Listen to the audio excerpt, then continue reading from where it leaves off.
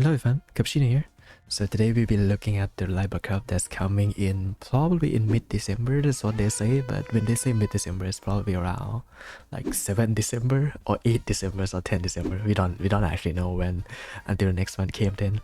So here we are going to be taking a look at the course, the strat involving a lot of the course and what would be meta or what would be the effective ways to play this Champions meeting. So let's start with the course information. The course is gonna be a long distances. I know everyone hate this thing. I also hate this thing also. I don't know why long is the thing. It's so much stat hungry.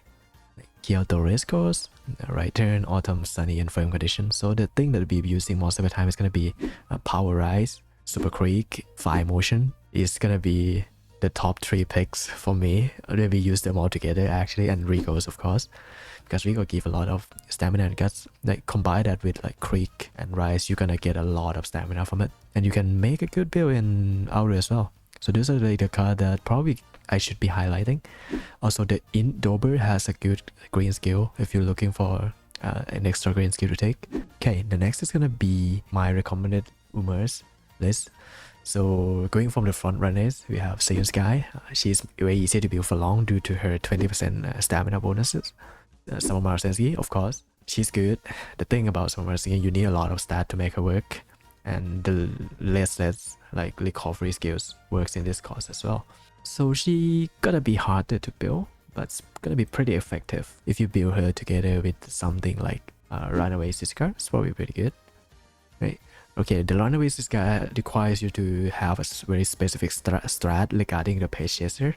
Unfortunately, you can't really make her to win because it requires too much stamina and guts that you're probably not going to reach that stat for this course in particular. So the way we use it to buff the other Umas in your team, yeah, some kinds of buff. She's not going to win herself. Rise is the same thing, but you build her as a debuff first as well. We're going to be talking about the specific later on in the videos. But for now, just know that these are not the winning Umas. Usisika and Rise are not the winning Umas. They're just here to support the other strategies. Okay, for parent, for front, of course, Seiyun Sky works in this one. Even if it's a little bit late, it's still gonna work in this one. And McQueen, yeah, I can't really think of much else. Like you can just use the Marzinski Helen as well. That works too. And then we have Page Chaser, the very easier one that I recommended if you don't want to spend a lot of effort to build. It's gonna be Super Creek and Takian because they have a very good recovery in their kits already, so you don't have to sweat too much on getting a lot of stamina or getting the perfect stat. Yeah, but these 3, as you can see here, the McQueen, the Toto and the Daiwa. Daiwa is the same strategy as the last Gemini Cup where you bumped up from your front or the Runaway, and you kind of the Daiwa rocket strategy is what it's called, and I already covered that in another videos for Gemini. You can check that out too. So we're not going to be specifically talking about that one, but it's very similar to what we're going to do. So the next one is going to be the parent. Okay, the parent is going to be Brian, McQueen and Rise. Like, these 2 are very great. You can use any of these 3. Like it's not an Excel based parent. Like the bad thing about Page Chaser in this course is that it doesn't have an acceleration. That's good because it's a long distance course, and usually all the Page Chaser acceleration are on the final corner, so you actually don't have access to that for this course in particular. Late stage is also not recommended. What I recommended to run is a pace or end. Late stage is not recommended, but in case you want to, you can have your Ogres here, or you can have your Rudolph here as well. For the parent, I have Rudolph here, it's pretty good. Shadow Break from Brian is pretty good too. And what I have for another one is gonna be Glass Wonder. She is a good recovery because it's cheap, so it's a very cheap stamina recovery. That's pretty effective, more effective than the usual white skills. Okay, and lastly, Enclosure is going to be one of the most consistent strategy for this course due to, of course, Ghost Ship and Shadows work well in this. And Manhattan Cafe is coming up. I don't know how, if she's going to come in time for the Champions meeting, but the schedule kind of says that she's going to be there. So the thing about Manhattan Cafe, she's going to debuff the whole late chasers, and Enclosure. So if you're building this, you might want to account your stamina for the debuff you get from Manhattan Cafe as well. Okay, so the next thing we're gonna be talking about the stat line. So stat line for front, everyone's gonna use same stat line kinda anyways. So we have a max speed. Of course we want max speed, right? You guys probably learned from Gemini that not having a max speed is kinda be a lot of trouble comparing to a lower stamina Umers that sometimes survives. For the stamina we have 2 build. The first build is to get 950 plus 2 gold recovery. You can run this with low in build, but there's some really bad things about doing this 2 gold thing. It's because the cost bonuses that buff your speed is coming from the power and int. So you want to have this power and int to be good. Right, so what I would actually recommend is actually 1100 plus 1 gold stamina recovery at least with a high end build such as like 600 or 900 in if you can. 900 in is a very good stat line to have. But again, this is for reference. You can spread out your stat the way you want. Like it does not be specific. It's just like the best thing you can get is around this stat line. That's why I listed it here. And of course, get long as it's pretty important for long. For the skill, you're probably not going to be able to take a lot of skill due to you requires like 1 or 2 gold stamina skill. Right, so most of the run is going to be taking school down, swinging maestro, and listless. I don't have it listed here because it's very hard to come by. But if you have access to it, maybe you want to get that. And professor is pretty good too. So this already like take like 2 or 3 of your slots already. For the other slot, you can have like escape assist, taking the lead and the usual like front stuff. But the thing about this CM is you probably don't need groundworks most of the time due to people not going to be running a lot of front anyways because they're going to be busy running in closer, so they're probably not going to be running front. So the front competition is not going to be that aggressive, so you can skip on the groundwork, but it's better to have, of course, just in case when you run into people that want to run front too, right?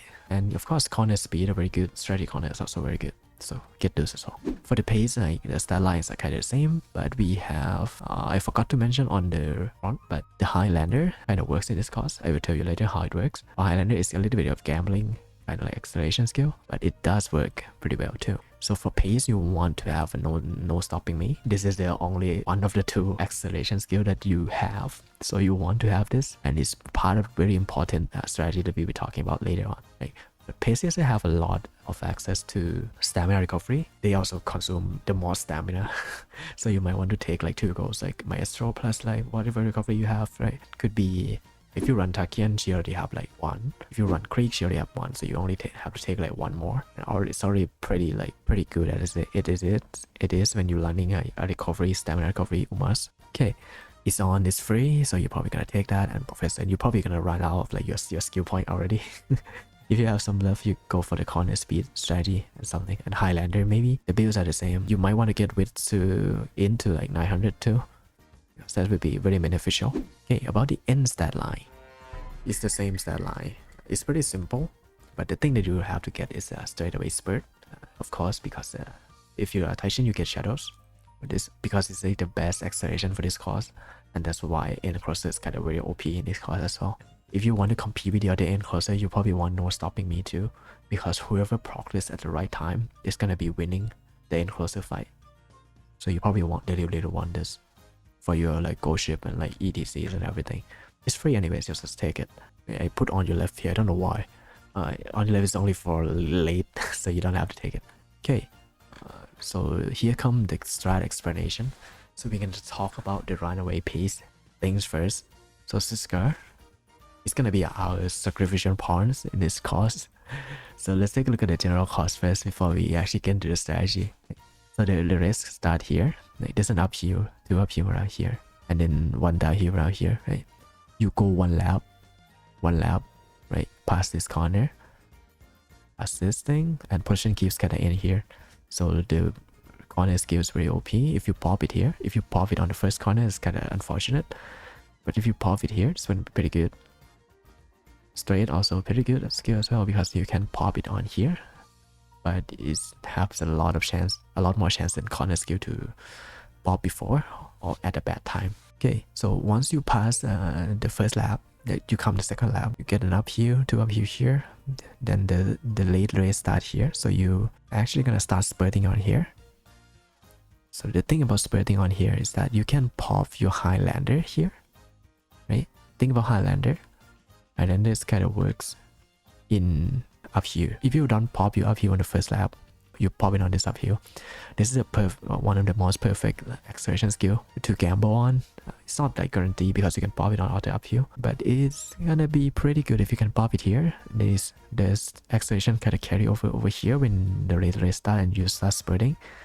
So that's what I say, like Highlanders are pretty good for gambling, and you can have access to it on every strat and every strategy as well. So extra thing to take.